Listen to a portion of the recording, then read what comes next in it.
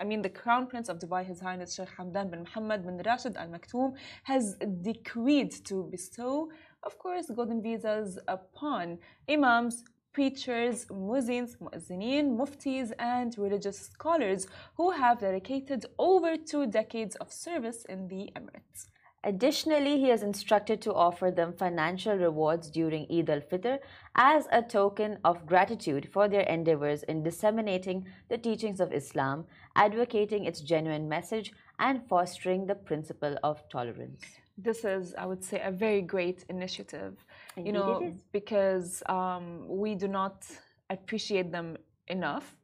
But the fact that, like, if you, as a Muslim, or they actually accept everyone, even if they are not Muslim, if you go for their advice, they would be giving you like actual solid, great advice.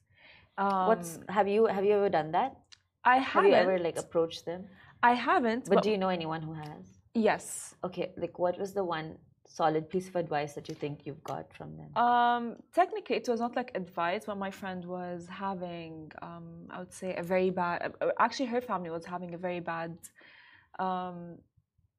period of time, and I don't know. She believed that it's evil eye. Her mother believed it's evil eye, and of course, like we have this belief that Quran, which is our holy book, solves everything. And Yes. it does. It has a lot. I feel like all religious books, have one message, which is beautiful. But so we have this thing called, you read Quran. So they got this sheikh from a mosque to read Quran for their house, and he did not accept to take any dirham. He did it for free, and just to bless the house. You know how like there are like this funny TikToks like, oh yeah, when you're sick you have your mother like, I don't know, pressing on your head like and praying, things like that. And that's what imams do, really, you know what I mean? They're out there to teach you, guide you, and even if you need any service, and they do it for free because they don't do it for the money, they do it for free, and they do deserve, they are worthy of the golden visa, I must say. That's so sweet. I know there are two types of like religious people. One are those people who try to like enforce religion down your throat. Yeah. They're constantly, the only thing they can tell you is you have to pray, you have to pray. But then there are people who do it in their actions. Like, I don't, so sometimes when I'm in the elevator, there's this one man in my building.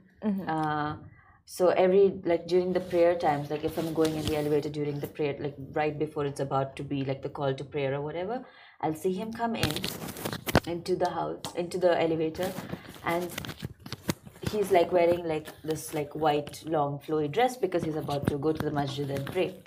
And he's literally glowing. Yeah. And I don't know if I've been recently thinking about this, that every person I know who's deeply spiritual and deeply religious are like, very connected to their faith, but they don't find the need to like show it off to you. They're very content with what they have with themselves and their relation to God. They have like this softness and this glow about them.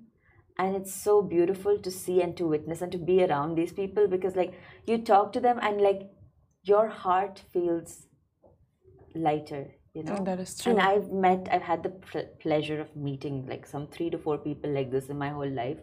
And every time I meet them, I remember them forever, because I remember how they made me feel.